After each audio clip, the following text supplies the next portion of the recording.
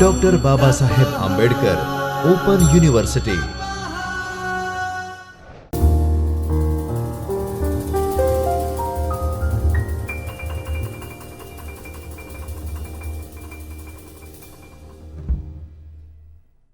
Namaskar.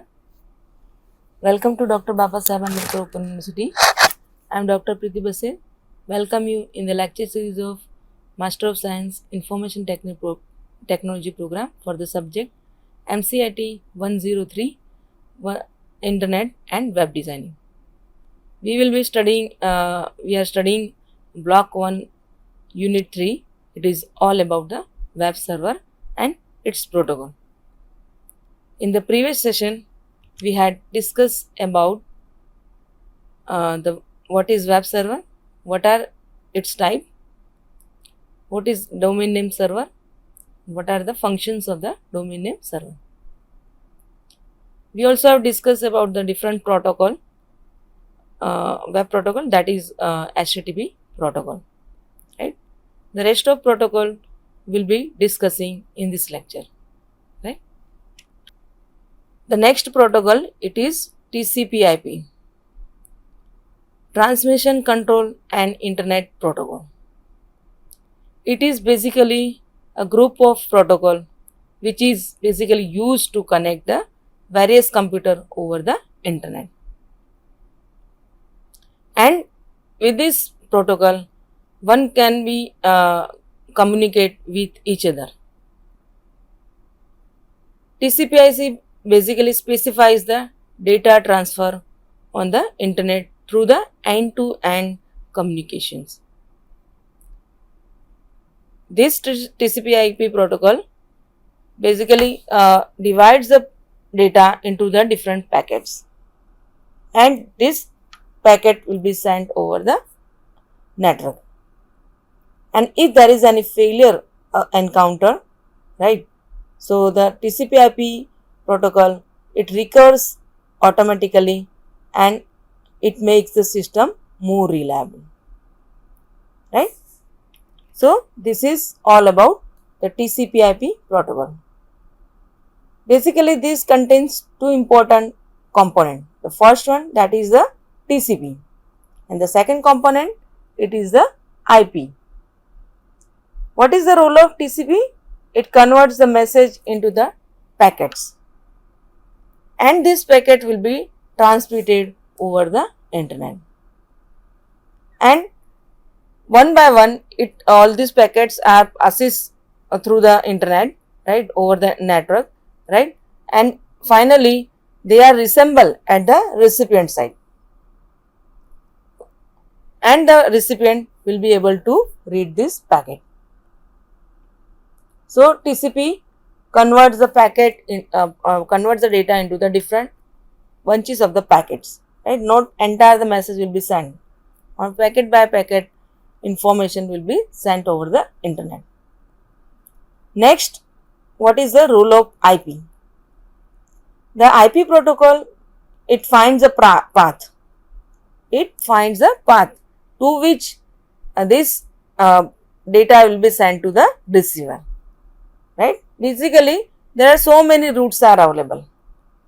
Right? You can see the sender is sending the message to the recipient. Right? So many routes are available. This protocol will select the best suitable route and transmit the packets over that path only. Right? So in the first step, the TCP protocol breaks the data into the packet. These packets are traversed over the network, right, and it passes through the network, right. Packets travel from the router to router over the internet according to the IP protocol, right. So using the IP protocol, there is a IP table is there is a route have been specified between the sender and receiver, right, and it chooses the best route from this IP protocol from the route table.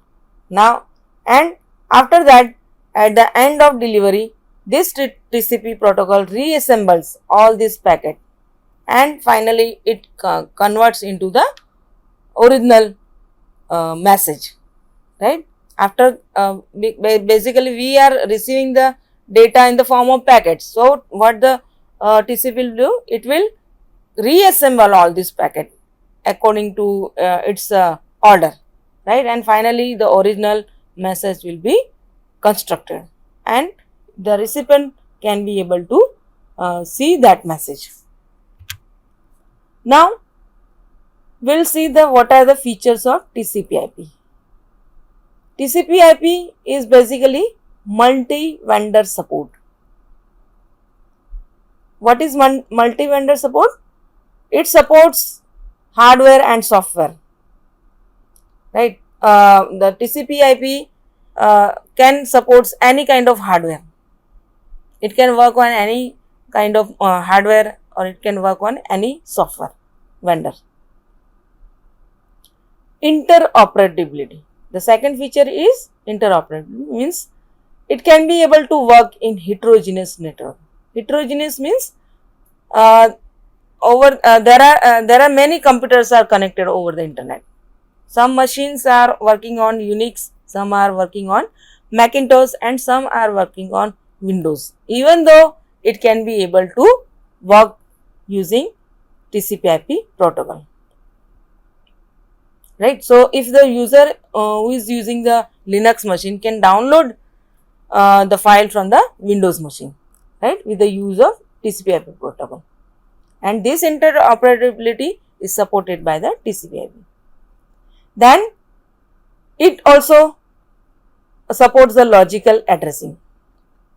Logical addressing means whenever the logical address, the MAC address is also called as a logical address. The logical address have been manufactured, it is bound onto the network card. This during the manufacture process, the MAC address is bound into the network card. The LAN delivers the data packet through the adapter's physical address, and the network adapter check that message and message is delivered to its own physical address, right? So this is the all about the logical addressing.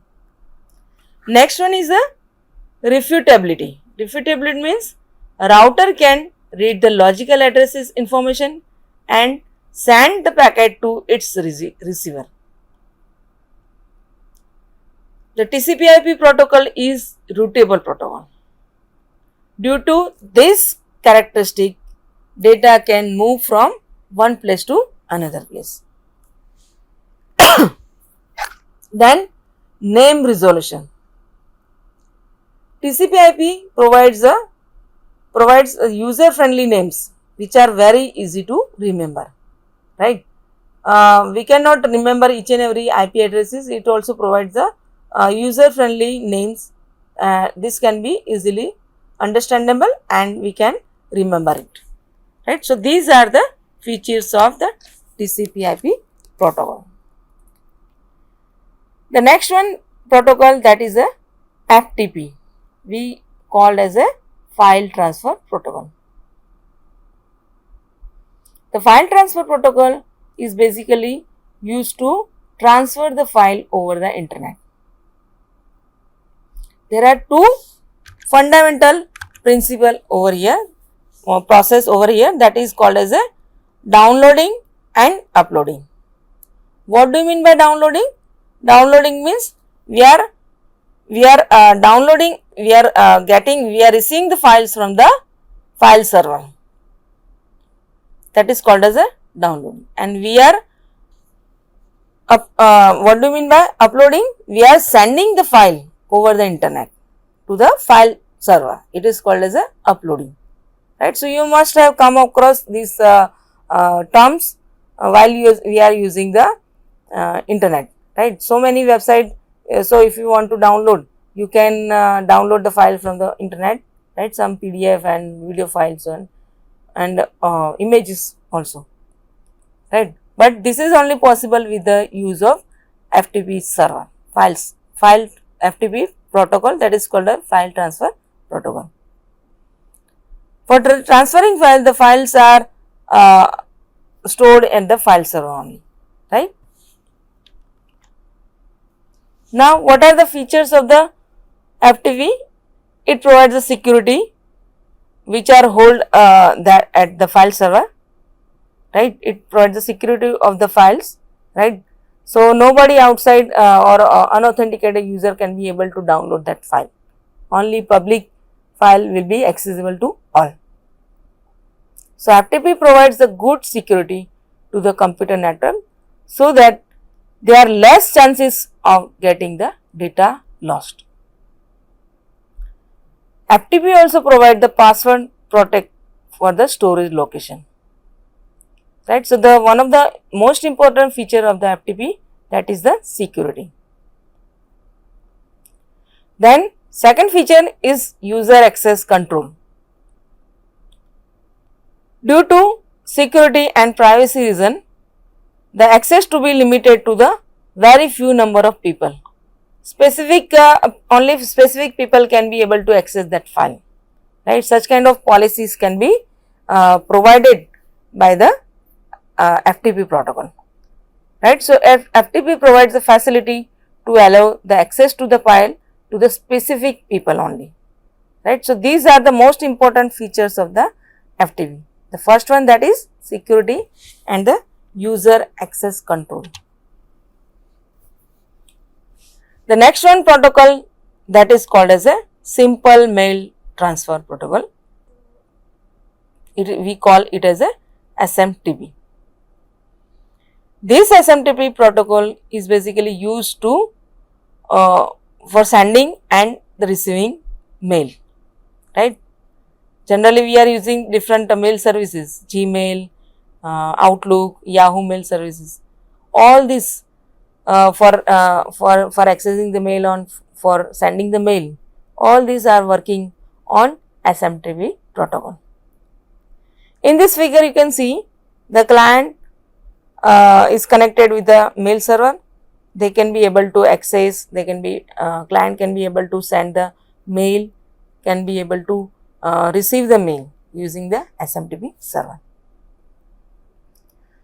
right. So, there are two clients, client 1 and client 2, okay. In between there is a mail server, right, and the mail server works on the SMTP protocol, right. So, basically the fundamental principle for sending and receiving mail is the SMTP protocol. Without SMTP protocol, we cannot be able to send or receive message, right.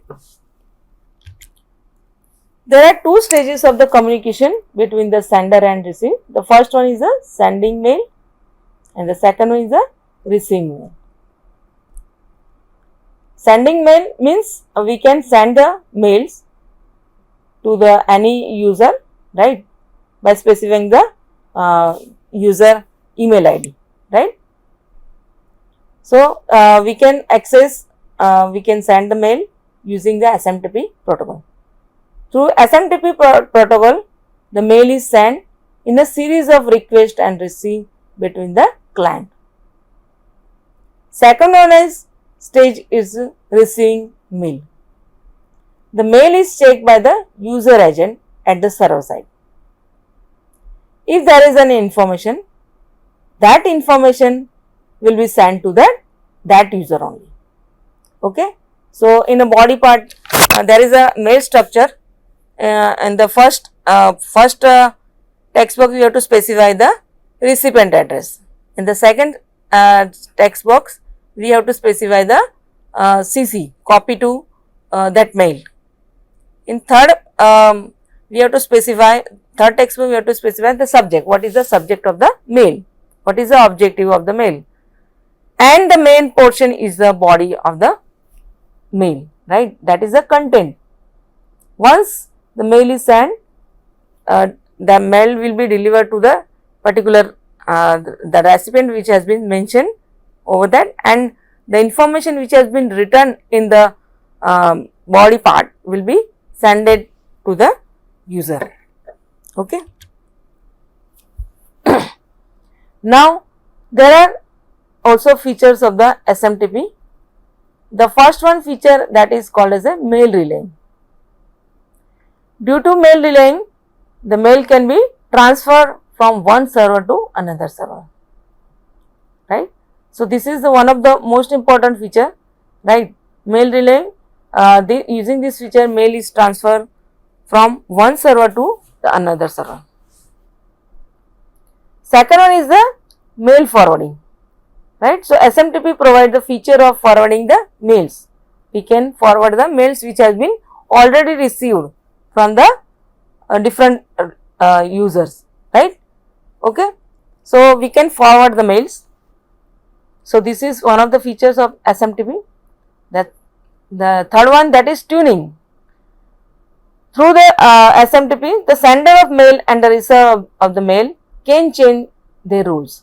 The sender can be a receiver and receiver can be also sender, right. So, as per the requirement, we can change the role of the sender and receiver.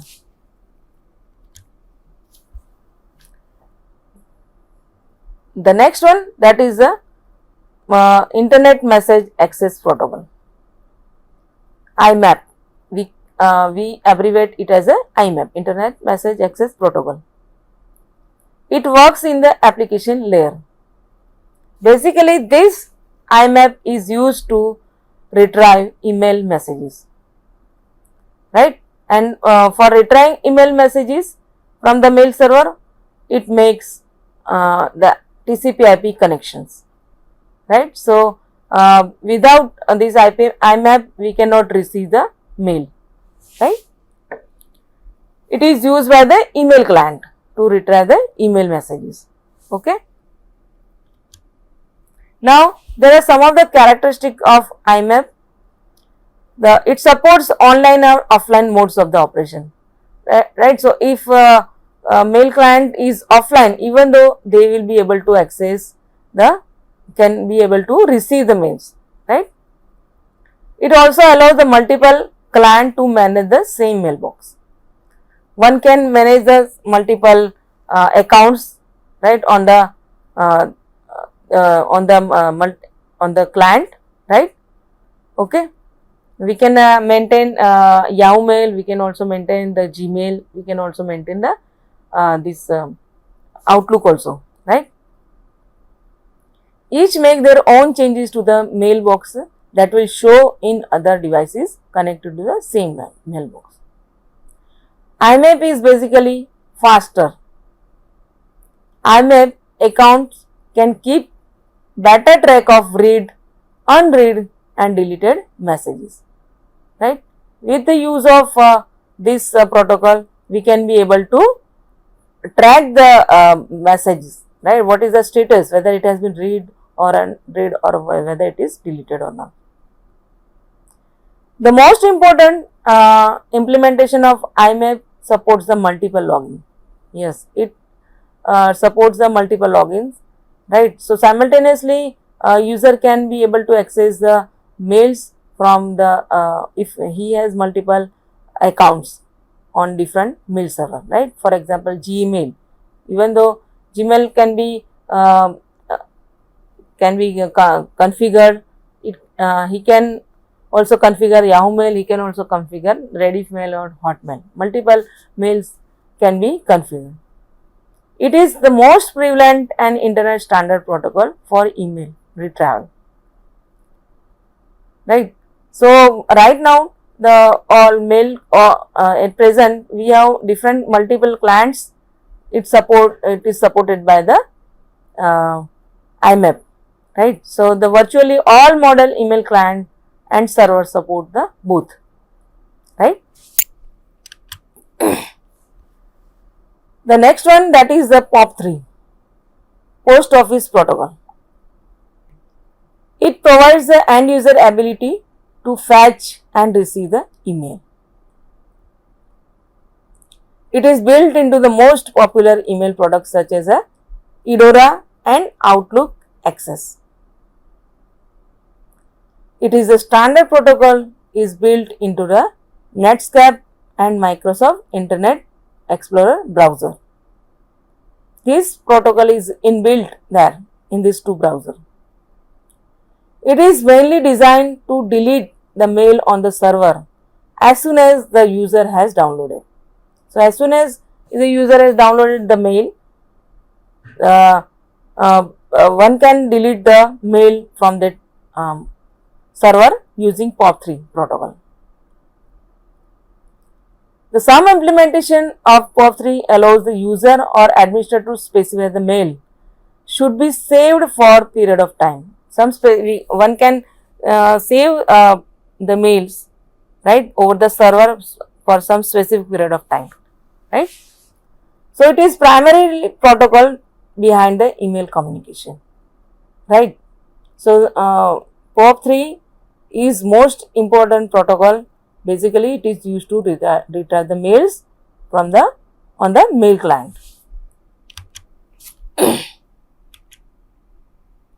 Now, the next one, that is what is mail client? Mail client is basically we can say that email reader, right, or a mail user agent is a computer program used to access or manage the user email, right. So, this is the whole characteristic of the mail client, right. It is one kind of program basically used to manage the user's email, right. One of the example of the mail client, that is the Mozilla Thunderbird and the IBM Lotus Notes are the most popular example of the email client.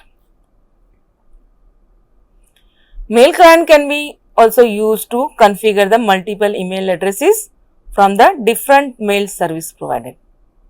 As I told you that we can configure multiple mail accounts, right, from the multiple email service providers. Now, let us look at the what is newsgroup. Newsgroup is basically a discussion group over the internet. Some kind of groups are there over the internet, right, on topic base, on community base, right, discussion group are there, and they used to post or they can share the information, they can post the information over the internet using the news group.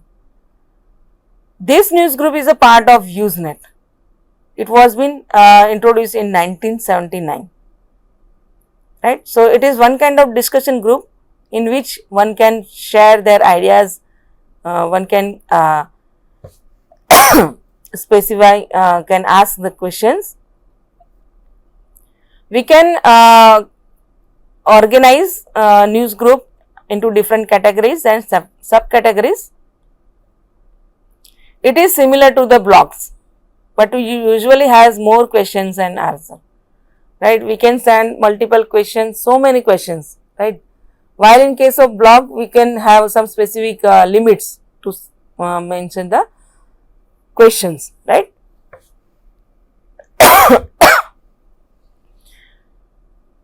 For configuring the news group, network news transfer protocol has been used to read and the post messages. News server provide the infrastructure that makes the news group work. One kind of infrastructures should be provided, right. Okay, and on this infrastructure, the news group can work.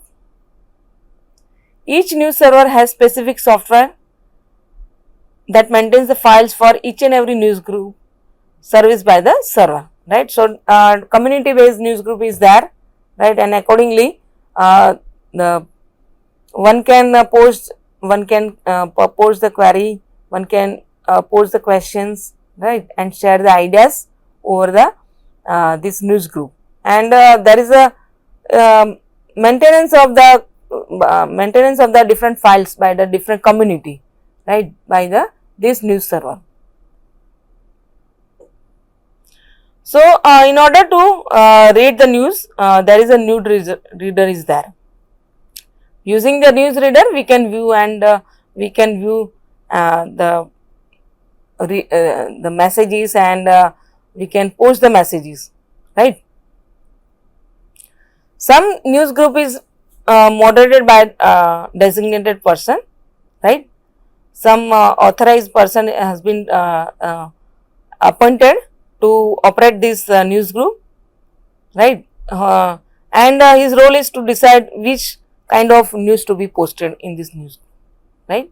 Again, he can also remove the older news which has been posted in the news group. In some cases, the news group are immoderated. Nobody moderate that news group, right? It is called as a public news group.